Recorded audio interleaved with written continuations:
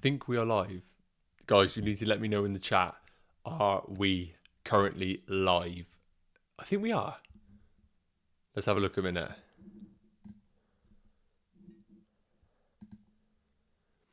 People in the chat, let me know. Are we going live right now?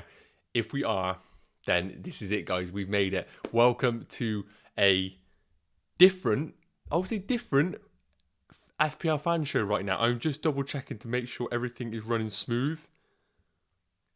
Let's have a look, guys. Guys, I think we've done it. Okay, guys, thank you so much for joining in on this new live stream. Of course, this is the FPL fan show.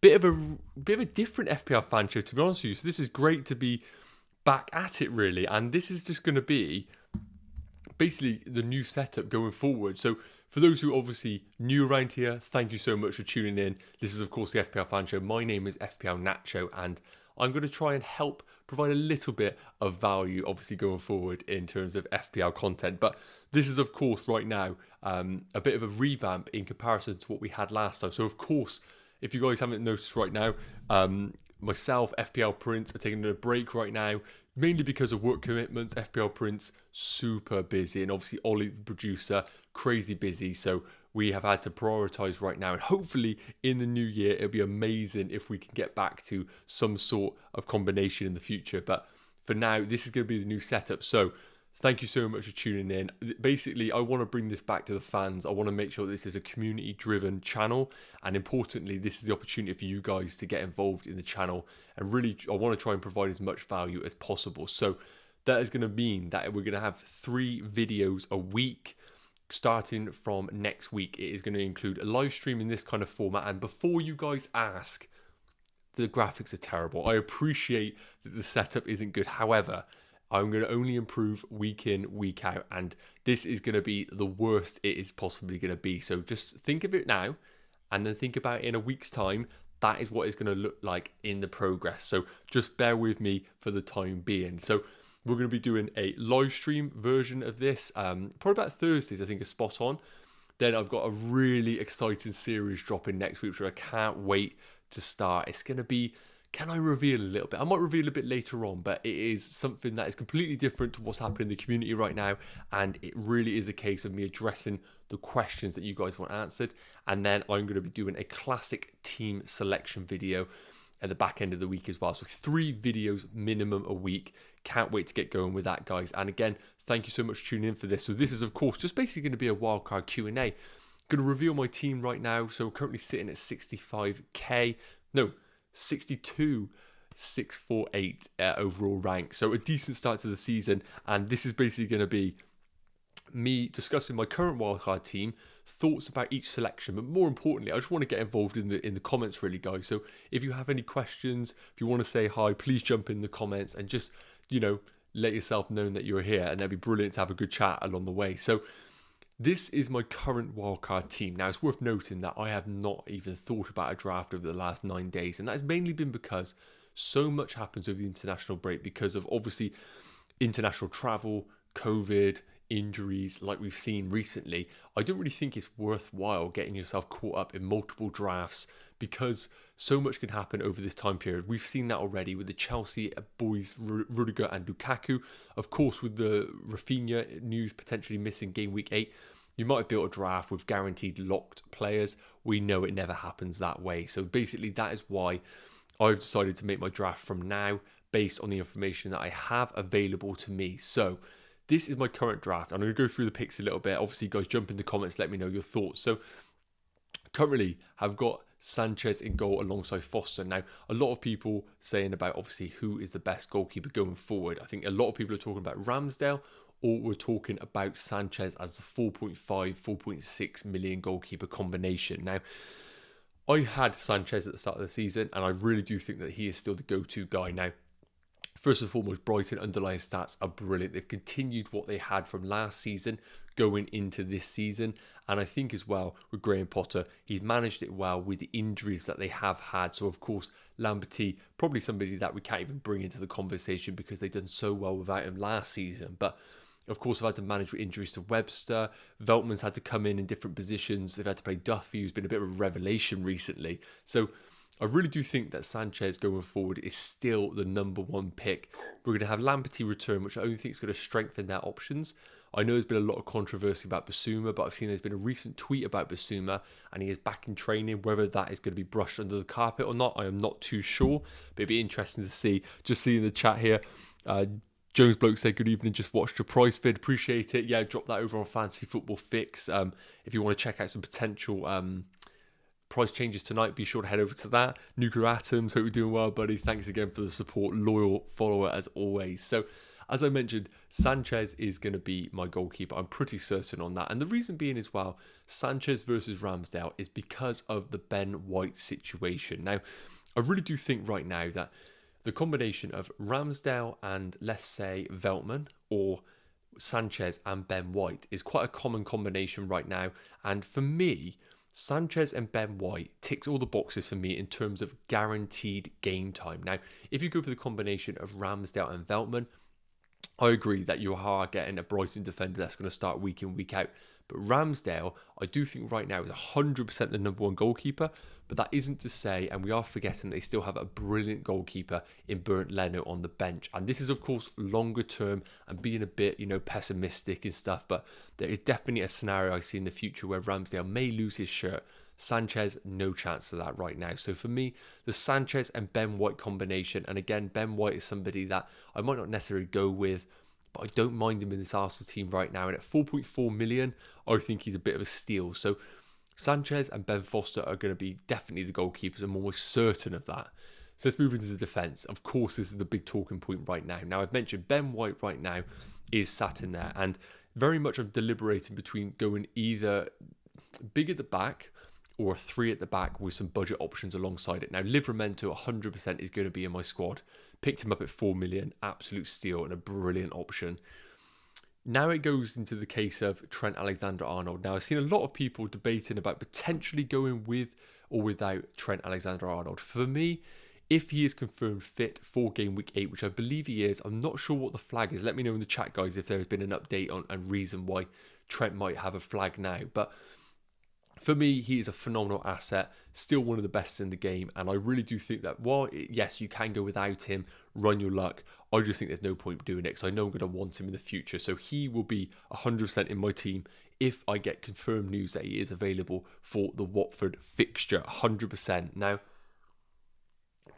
when we look at the defensive combinations of Chelsea and Man City, this is really where the value is going to be over the coming game weeks. Both elite defenses, underlying stats are brilliant with both. And I really do think that this is where we should be targeting our funds. Now, Rudiger for me is still the number one pick in the Chelsea defence. If you are a risk-adverse manager that is happy to just kind of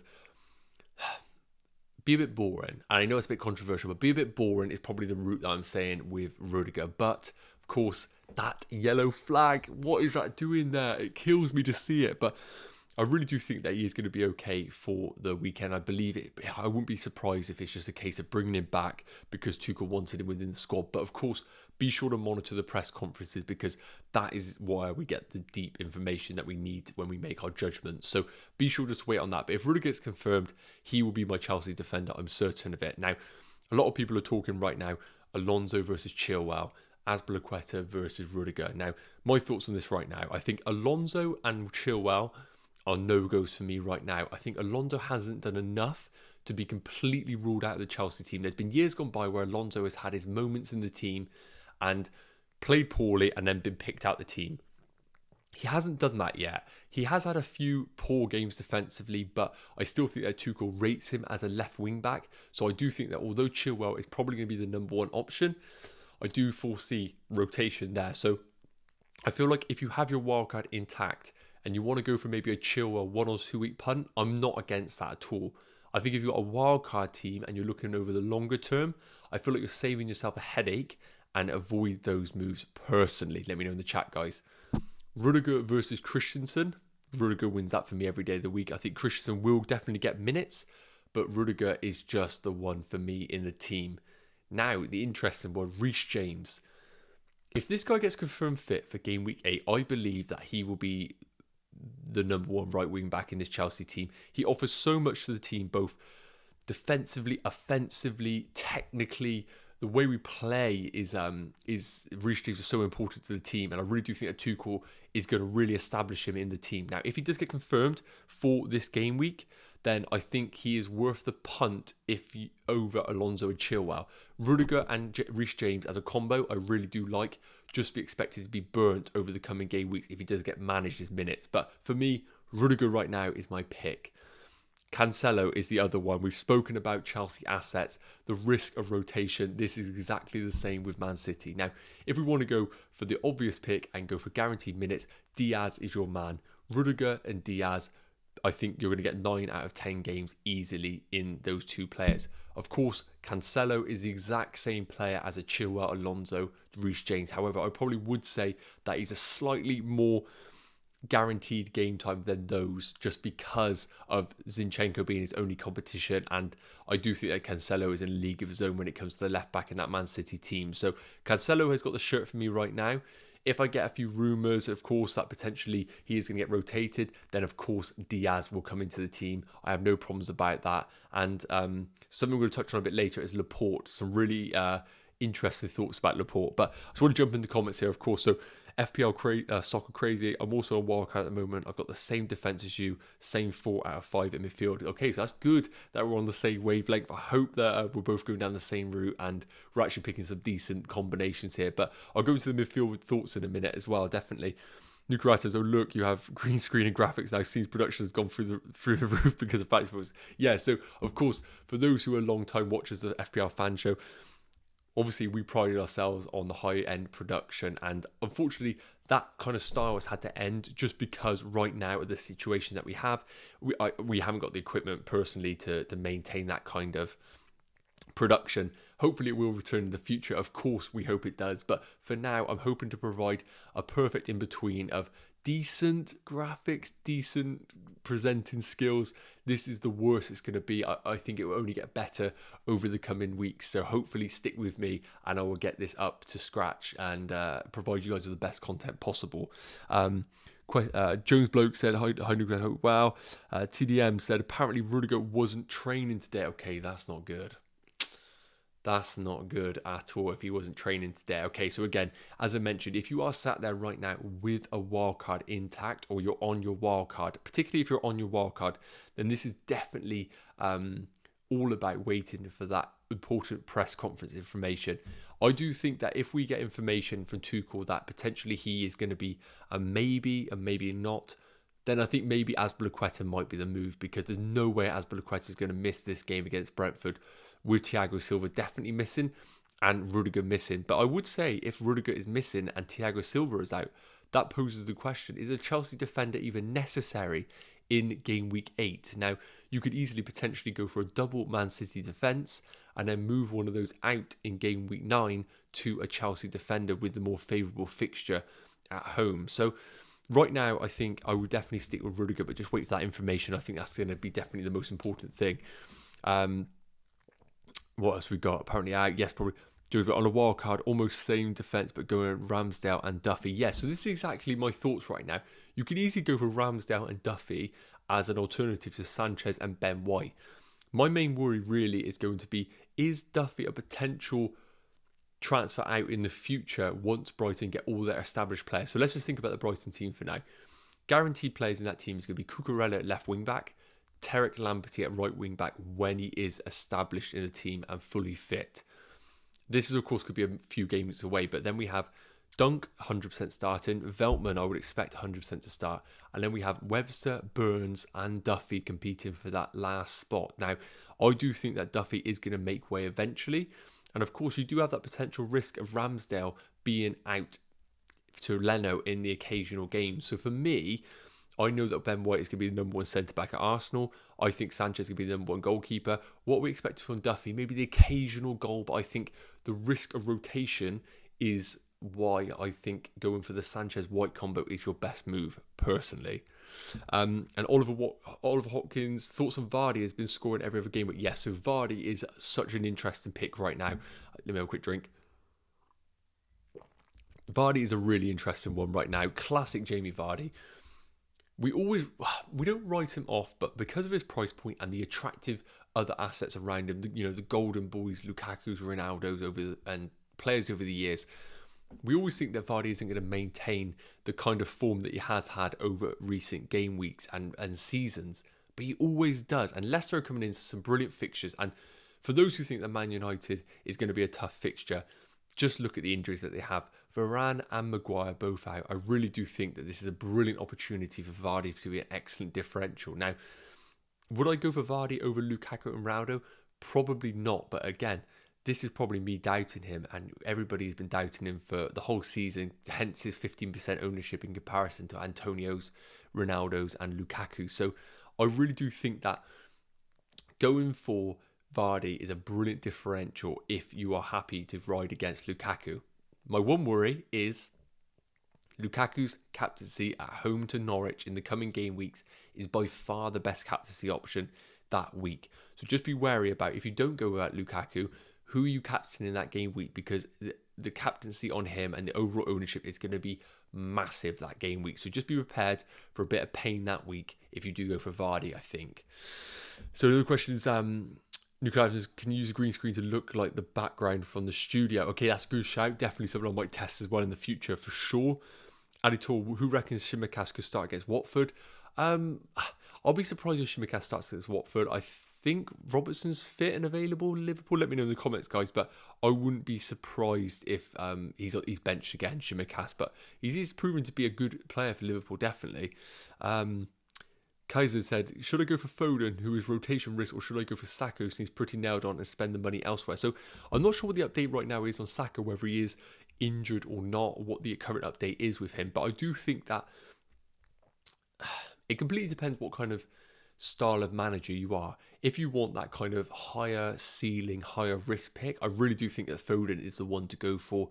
Torres obviously being ruled out injured. I do think that this makes Foden's game time even more possible, and I really do think as well with that kind of team with Man City and the home game against Burnley, I think that this is such a phenomenal game for them that I almost think taking that risk on Foden is worthwhile, and especially if Saka is ruled out for this week, we need to get some confirmation in the press conferences in what situation he is in, because we need to make sure that we actually know his current injury status.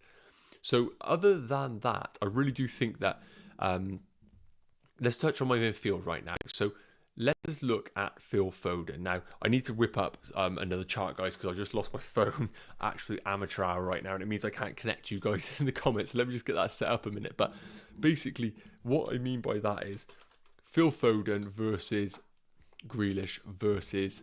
give me a second, guys. Give me 2 seconds. I'm just getting this up. Please don't leave me. Let me just get that up. Here we go, we're back. I can chat to you guys in the comments now. I literally lost you all for a second. Can't be without you guys. Hang on. Let me get that set up a minute.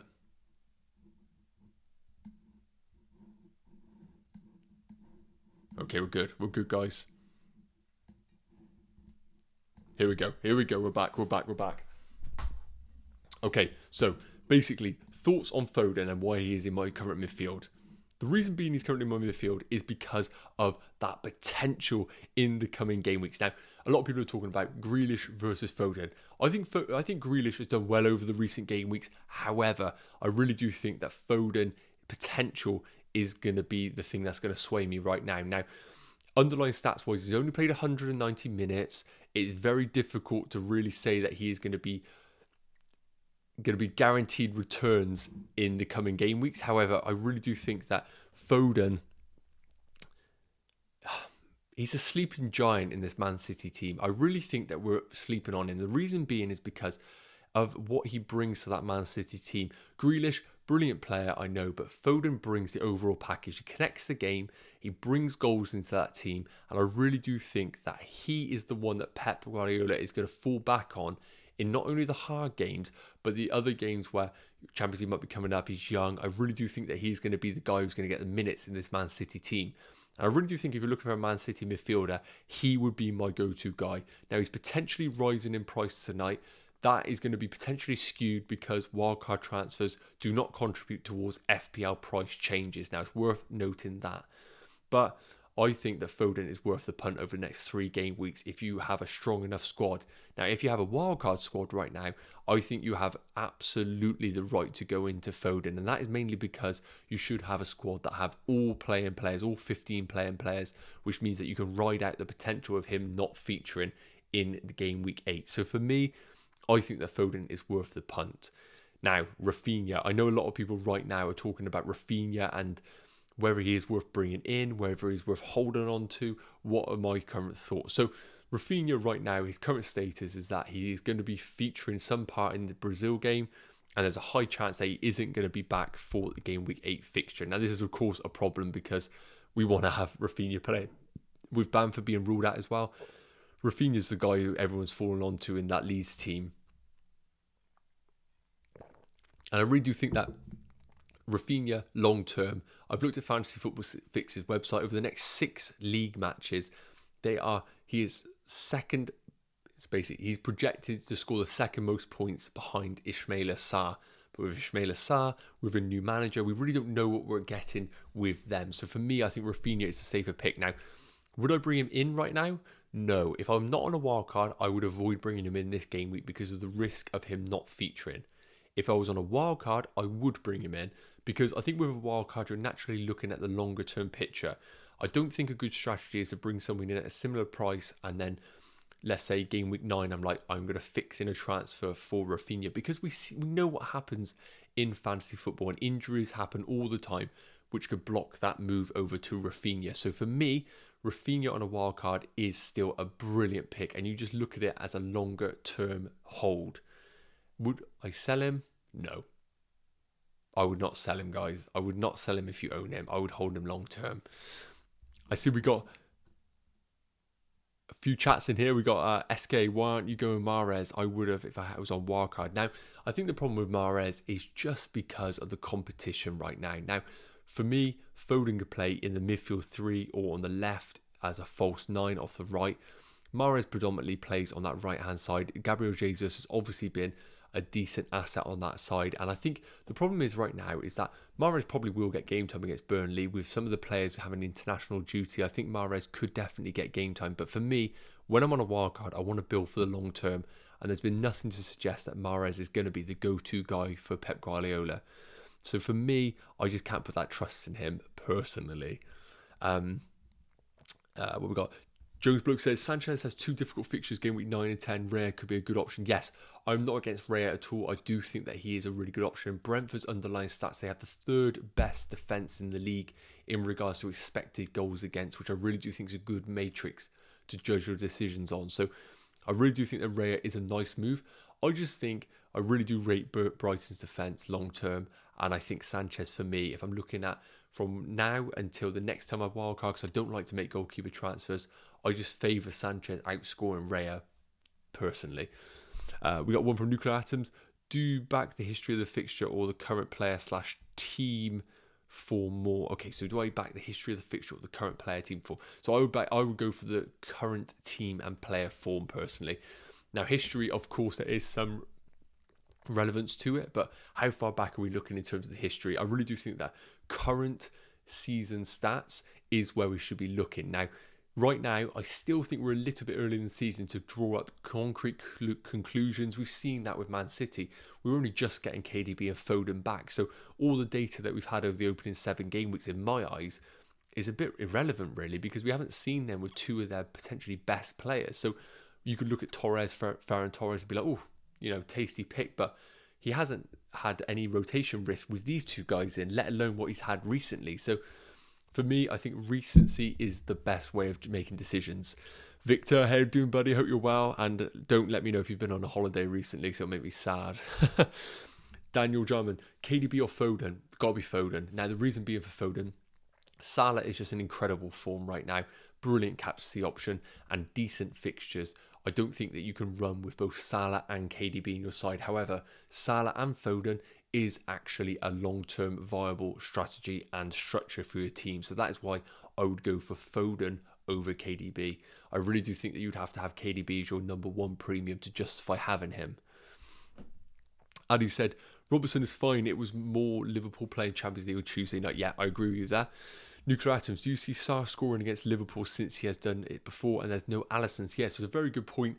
We are expecting Fabinho and Alisson to be missing in this Liverpool team, which I think definitely could happen in terms of a Watford performance right now, doing well against Liverpool, new manager bounce. I definitely could see a tricky game for Liverpool. Do I see Salah scoring? If anybody is going to score against Liverpool, it is going to be Salah. I definitely think so. Now, the reason being why I wouldn't go for Salah right now is just because of the uncertainty of a new manager and because of the great options still available like Rafinha. Now, that doesn't mean if you have Salah, you should sell him. I definitely think he's a hold for now, but maybe look to sell him if you haven't got that wildcard available in the coming game weeks, if you have no other fires in your team. There's one from here. ST98, with Rafinha injured, could you make a case for Rodrigo nailed with Bamford injury? Could I make a case for Rodrigo? I couldn't personally. Now, the only reason being is because I kind of like to make transfers based on a bit of a longer term picture. And I know we've mentioned about Rafinha and Bamford injured. Where Rafinha isn't injured, he's just coming back from international duty. So if he isn't fit for game week 8, definitely be available for game week 9. And Bamford, I believe, is back running in training, so he could be a game week 9 or game week 10 player to come in. So I just think with Rodrigo, you might get one game out of him, but what are you getting after that? I think you're putting all your eggs in one basket, just that one particular game. Janine J said, just got Son instead of risking pet roulette with Foden or Grealish, and from week 12 you def want him. Yeah, so hang on, let me have a drink. Son is the one from me, which is the ultimate template breaker in terms of wildcards. So I think my squad right now is very much 3 premium defenders, a premium midfielder and a premium forward, balanced out with mid-price assets like Foden, Antonio, and then we got a couple of people like Mbeumo knocking about the team. With this structure, if you want to go for Son, I would then have to either downgrade one of my defenders, or I would have to downgrade my third forward to maybe someone like Wolves' Hwang, and then upgrade Foden into Son. Now, thoughts on Son? I definitely want him in game week 12. 100% I want Son in game week 12. Kane isn't showing me enough right now. He might do by game week 12, but not right now. For me at 10 million, I think he's an amazing differential, but am I going to captain him in any of them games? Nah, I'm not going to captain him in any of those games. So that begs the question, is he too expensive to own, and do I trust Tottenham? Right now, probably don't trust Tottenham enough to invest 10 million in Son, although I would not put anybody against it, because if there is anybody who is going to be a brilliant differential over the next 5, it is going to be him, because he's so clinical, he's so consistent. I think it's just a case you have to make sacrifices sometime in the team, and I think me jumping up into Son is just going to disrupt the structure of the team a little bit. Like, for example, with my team, I would have to get rid of Tony and go down to Hwang, who I'm not so comfortable with. I'd have to get rid of Foden to go up to Son, and then I think the team gets a little bit weakened in the overall balance of it. So that's my thoughts right now on Son, but I cannot go against anybody who does pick him. Jonathan said Ronaldo captain. Now, captaincy is a really interesting one this week. I really do think that although we've been talking about the Man United defensive issues, pardon me, I definitely think that there is opportunities for Ronaldo. There's no way that he is going to be rested by Ole Gunnar Solskjaer off the back of what happened last game week. And also, he's off the back of a hat-trick in international break, so the boy is still fresh. Not sure what the Leicester situation is right now in regards to Johnny Evans, but if it is a case of the combination of Soyuncu and Vestergaard, then there is serious potential for a haul in Ronaldo. So I think if you own him, I would keep him 100%. Would I captain him?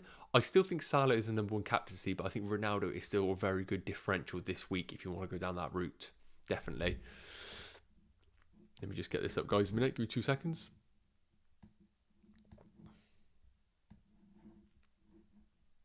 Just need to make sure that's not disrupting the stream, guys. Just let me know if it is. Apologies. Okay, we're good, I think. Right, guys, what we'll do, quickly touch on the rest of my team, and then let's get firing with the questions, okay? I'm enjoying this, by the way. I hope you guys are enjoying it. If you are enjoying it, be sure to hit that like button. If you're new around here, hit that subscribe button. Of course, we're down a different journey now. It's a bit of a different adventure. I want to be putting out more content. I want to be engaging with you guys more, and I hope you want to see this ugly mug a few more times on your screen. So hopefully we can get a nice balance going forward. And let me know in the chat, guys, obviously, with this new direction we're going in, do you enjoy this kind of format? Let me know if yes or no. I appreciate right now the The screen's got a bit weird, but it should have settled by now. So, right, let's look at the rest of the team. Brown Hill, 4.4 million. I just think he's cheap as chips, and I don't think I want to go for a 5 playing midfielders week in, week out. So that is why he's in the team. Salah, there's no point talking about Salah right now. He is just essential if anybody is going to be essential in a team. So Salah for me is a go-to. And Mbeumo, now this is the guy. Now, for those who are tuning in right now and are very much engaged in the Twitter community, you probably think that Mbeumo sat there at about 20% ownership, I bet. Nah, 2% ownership in Mbeumo. Playing out of position in a Brentford side that have proved they can do it against the big boys. Now, I'm not reading too much in that Liverpool game. I know a lot of people are like, oh, what a performance. They're going to win every game like that. No. I don't think they're going to do that every week. I wouldn't be surprised necessarily if they get turned over by Chelsea, for example, and we're overhyping Brentford a little bit. But what I've seen from them from the eye test and the underlying stats, Mbeumo 100% justifies his spot in a team. Out of position, he's outstatting Ivan Toney, and he's a midfielder. Expected goals are, I believe, around 2.3, and he's only scored 2, so there's plenty of room for potential in his games.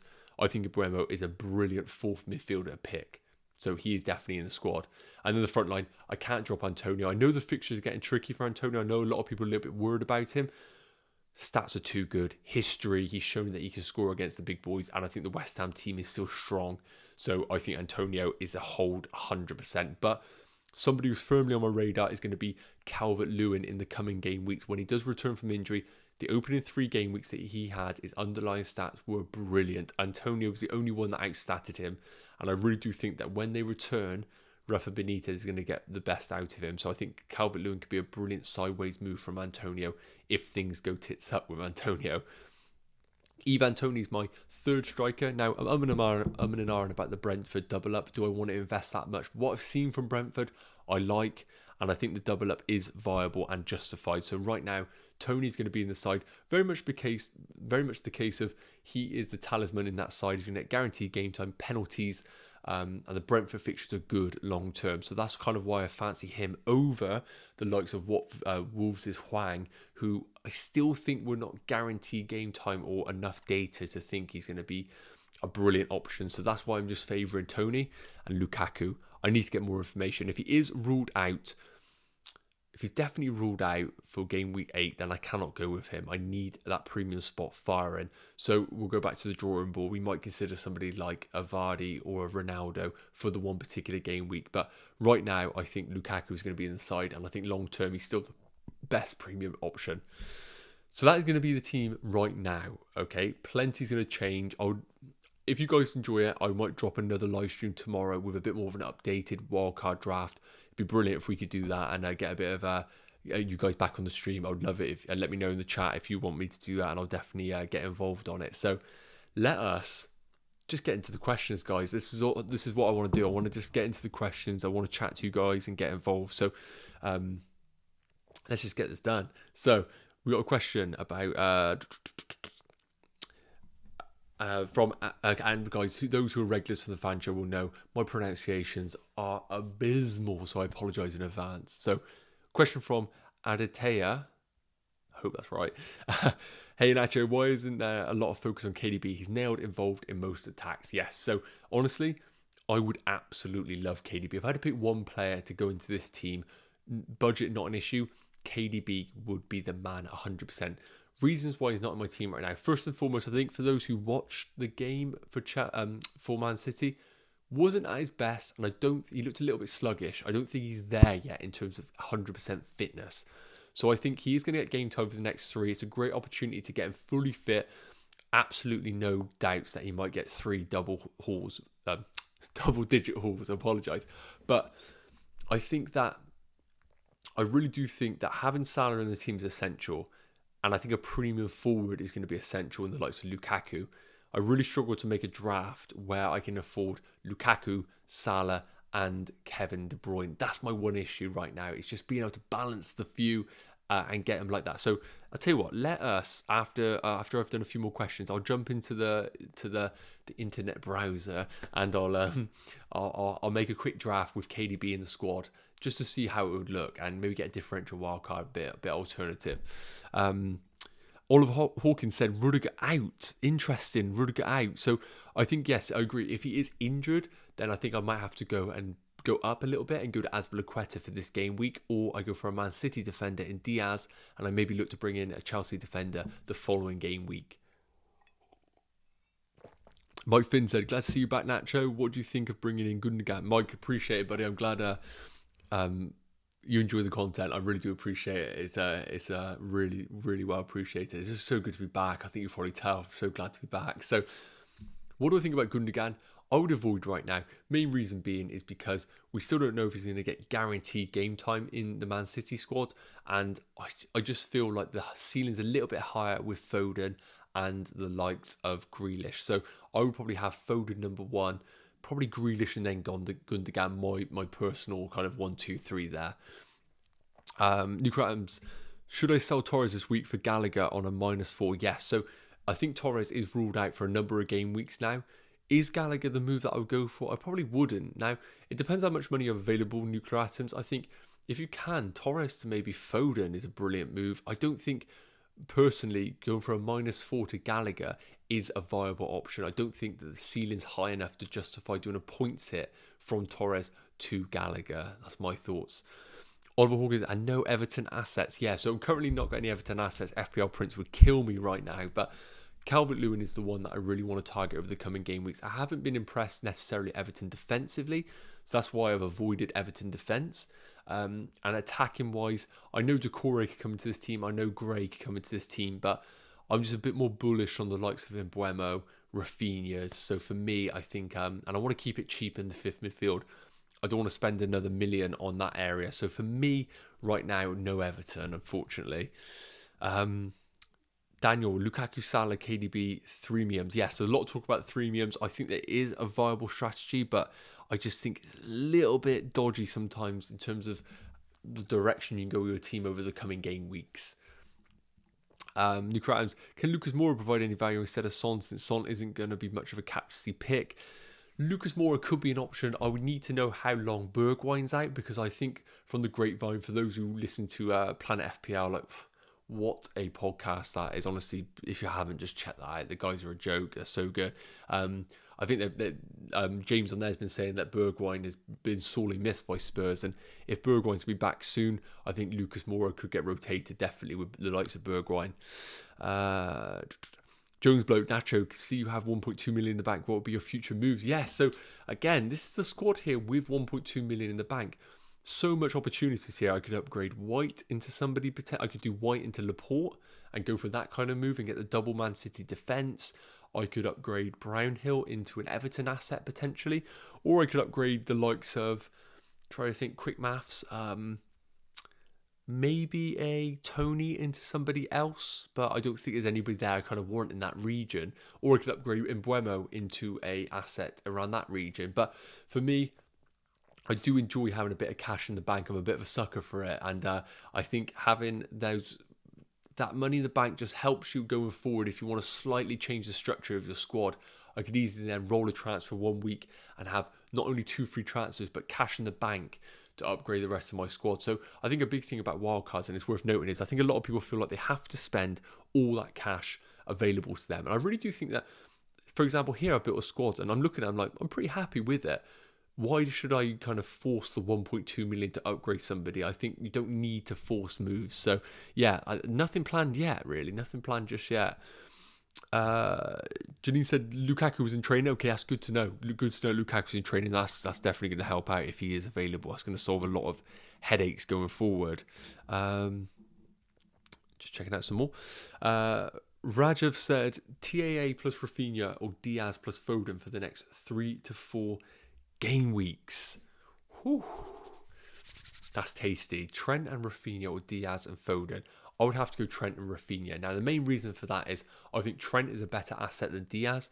Will Man City keep more clean sheets? I'd expect them to keep more clean sheets than Liverpool, but Trent offers so much more as an asset. And with Rafinha, I really do think that he is a better option than Foden in terms of value. Now, I think Foden could easily outscore Rafinha over the next 6, but when we actually look at the 1 million gulf in gap between those two, I think Rafinha is the better move. So I would go Trent and Rafinha.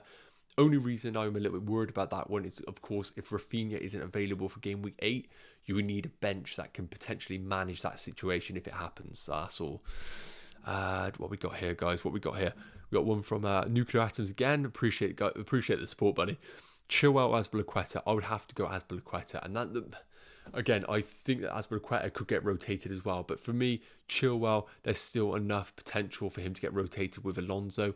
So I think it depends your risk appetite. I think if you want that differential and that risk, I would go for Chilwell. But I just think Azpilicueta is probably the safer pick of the two. And if you want to go for that kind of route, that would be my thoughts there. Because he said, what do you think about Armstrong from Southampton? He's had a great run of fixtures, plus because of Ward-Prowse is suspended, Armstrong could be on penalties. Yeah, so there's a really good point here. Armstrong underlying stats are solid. Fixtures are great coming up. But the only issue is the output. And I had this issue with Jimenez at the start of the season. The underlying stats were good. He was slightly passing the eye test, but just wasn't delivering on the outcome. And I think that's a really important part of football is, yes, they might fire eventually because underlying stats are great, but I need to actually see them hit that net. I need to see them actually get that confidence in front of goal. So for me, I would probably pay a little bit more and go for Ivan Toney, but I appreciate that Armstrong is a really nice differential, but I personally need to see him actually really fire on all cylinders until we actually go down that route. New items, really naturally, you couldn't upgrade Brownhill to Townsend or Decore. Yes, I 100% could definitely do that. I think that's definitely a viable move. My only issue there is you sometimes have too much of a headache when you look at your team. What I would need to do there with Brownhill is an easy bench option. And that sounds silly because you probably want, like you said, why would I not have an asset that I can bring in and trust? But sometimes I would need to plan out in advance and basically see if I need that much money invested in that fifth midfielder spot. That's all. Shakalaka has said, loving the time slot, appreciate it. Yeah, I'm glad you enjoyed the time slot. I thought it was a little bit different and it might just, entertain a few people. Good for future game weeks, Nacho. Wolves forward, double up as a differential one, game week punt in game week 9. Yeah, I'm not against that, I don't mind the double up. I think Jimenez is still my number one pick from the Wolves assets. I really do think that if you want to go for a go-to option, you just go for Jimenez and you cut your potential losses with them in terms of, Hwang disappointing you if he doesn't get the game time that we all so sorely hope he does get. But I really do think that the double up, I think you're probably just investing a little bit too much into that area, and you're probably investing too much into something which I haven't seen enough value from. I haven't seen the Wolves attack justify a double up with your funds, so I probably would go for but you're saying it's a 1 week punt, so I don't mind it as a 1 week punt. Okay, I don't mind it as a 1 week punt. Just make sure you have got the way of getting out of that 1 week punt. That's all. But yeah, I don't mind it. But if Trincao is back from COVID, if we have also Traore get a bit more, in favour of us, then that could cause problems there along the line. But I don't mind it's a 1 week punt. Just I'm not crazy about it. Can you go at New Callums? Can you go Tony Twang since you already have Mbuemo and Brownhill to an Everton asset or Gallagher? Then you'll cover all. Yeah, I don't mind that at all. I just think I'm not completely sold on Hwang yet, but I really do think he could be a phenomenal asset if he gets guaranteed game time and builds almost like that Jimenez Jota 2.0 combo. But I just need to see a little bit more until I can invest in that.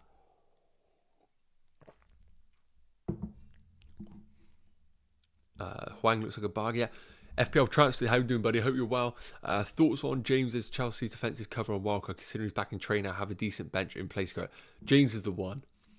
Rhys James is the one if you're wildcarding in game week 9 or 10. I really do think so. It feels like almost a game week too early. Now, something I wouldn't rule out is potentially going for a bit more of a premium Chelsea asset and maybe having the opportunity to go down into Rhys James.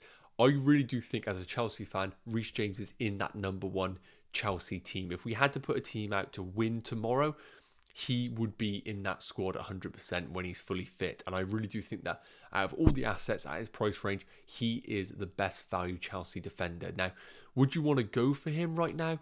I don't know, because we don't know whether he's going to get slowly minutes. I can't see him just coming in and playing 90 minutes against a Brentford side who are super physical. But if Rudiger's ruled out, and it means we have to play Chilwell off the left, and then we have to play potentially Chalobah, Christensen, Azpilicueta in the right centre-back role, we might see Rhys James get forced in. So it's going to be very interesting to see what the Rudiger injury news is. So definitely keep an eye out on the press conferences. I think if you're wildcarding a bit later, Rhys James is the one to go for in that Chelsea defence. And I really do think he'd be a brilliant option. Brilliant option.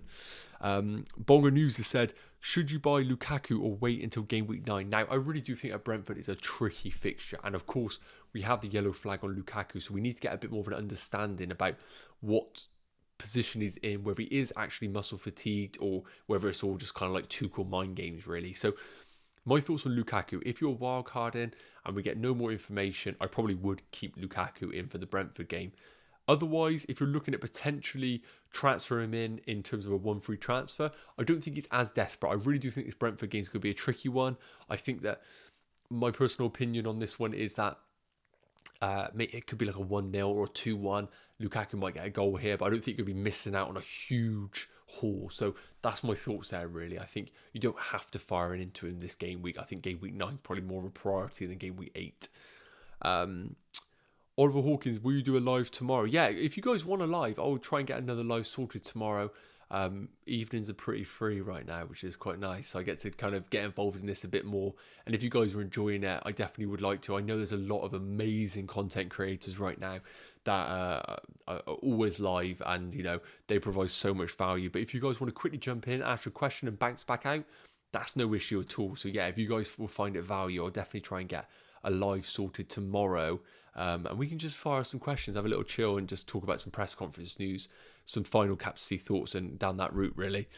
What we got here? Janine said, tempted to keep Ronaldo for one more game week. He looks so fired up after being bent. Yeah, I agree. I think Ronaldo, if we are worried about the Lukaku move, I would hold Ronaldo 100%. I think this could be a good fixture for him if Leicester are still looking dodgy at the back. Naum said, I think Alonso could start against Brentford. Tuchel did the same thing last year against the team playing aerial balls. Yeah, so it's worth mentioning that if it is a case of picking one defender who is going to be our most aerial presence outside of Rudiger, then it would be Alonso. And if we're going to go down that route, then I do completely agree with that logic. I do think that Alonso could definitely be a viable option. But just that longer term, I think you could easily have it every other game week with Alonso, and that would be my worry. But if you own him, I would keep him probably for one more game week. I don't think you need to absolutely guarantee making a move from Alonso this game week. FPL Penguin, hope you're doing well, buddy. We haven't spoken about, we'll have to catch up soon, but I hope you're doing well. And obviously, those who are tuning in, head over to FPL Penguin's YouTube channel. Does great stuff and just top bloke, really. My first hit this season, 4 Nails and Salah to Townsend and Foden.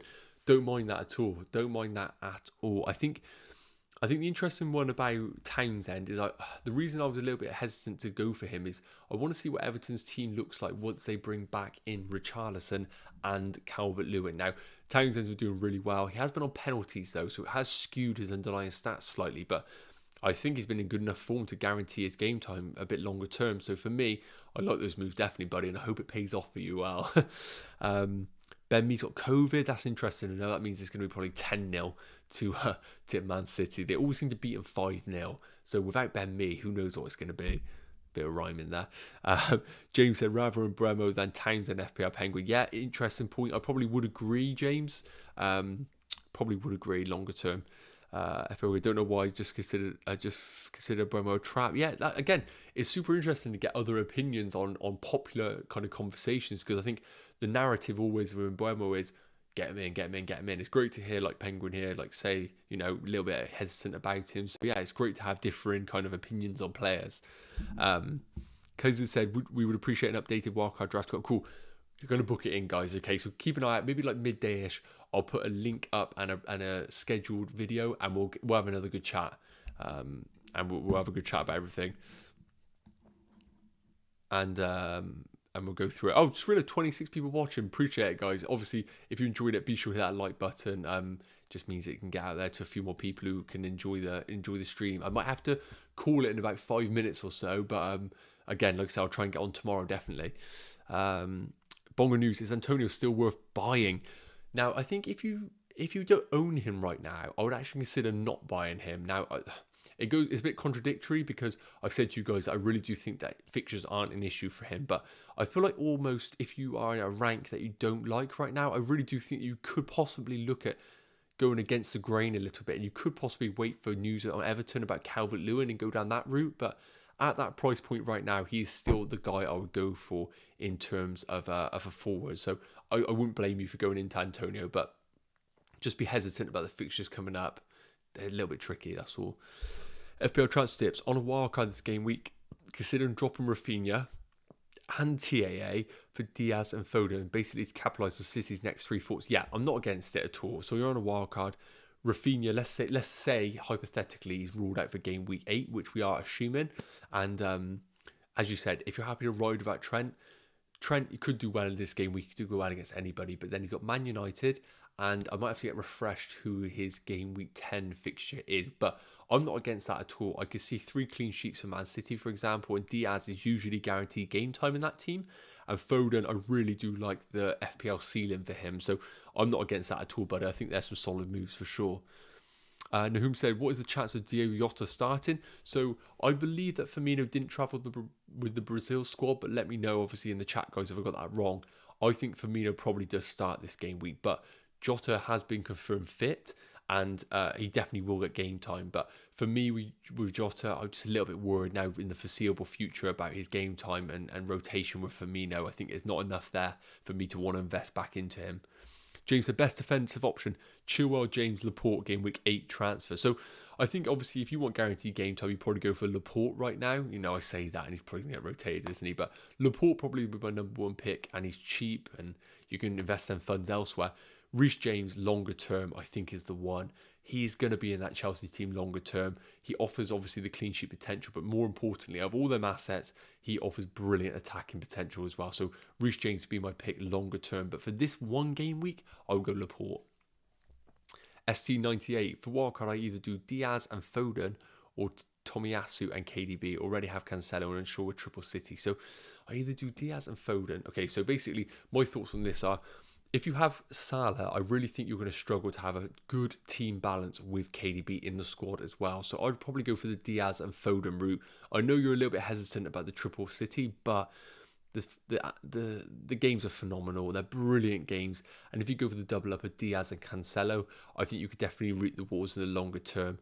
I think with Tomiyasu and KDB, I don't mind Tomiyasu as an asset. He could definitely do well attacking returns potentially, and Arsenal are starting to shore themselves up and establish themselves a little bit, but I just think if there's a time to fire on the Triple